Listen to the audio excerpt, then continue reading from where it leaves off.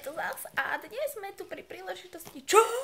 Mikuláša. Áno, práve tuto máme nejaký obdrok. Už sme niečo dostali? Koľko mám za to? No, čo sme to dostali? No takže, máme tu taký zápisník. Aha, tam si budeme niečo tlačiť. No to vyzerá takto. Krásne. Potom tu máme KFCky. Aby sme priberali. Áno, zlaté, áno. Potom tu máme 2 mandarinky. Zase niečo pre mňa. No, ty ticho tam. Potom tu mám pyžamo. Pyjamo, pane Bože. pyjamo. Také pekné, teplé. Pyžamo. Oh my god! Potom tu máme 2-krát jelly beans. No, velice je uchylná na tieto fazulky. Mám, dobre som.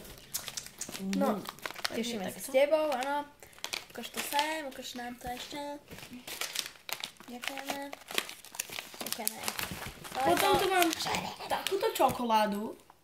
Čo to je? Čokoláda. To je niečo na salónku. Áno. Potom tu mám No. takéto Milka. Nejaká krava tam je. No, Čakaj. dobre. No, tak Potom proste sladkosti, ovocie, ale aj praktické veci. Nejaký krásny takýto darček. bal. Fíha, Vyzerá pekne. pekná krabička, Luxusné. pekná. Kinder vajco. To je naše obľúbené, čo vám budeme rozprávať. No a keďže je toto obdobie, tak by sme radi vedeli, že čo ste aj vy dostali.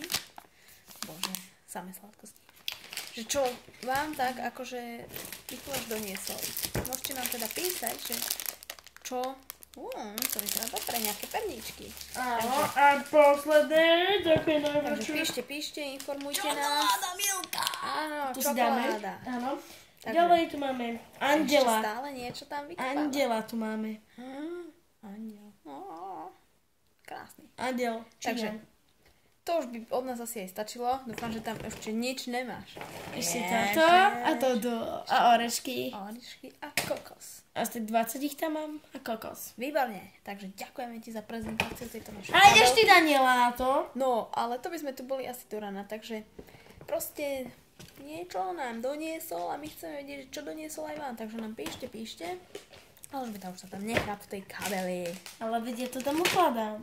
Dobre, takže čaute. Ahoj.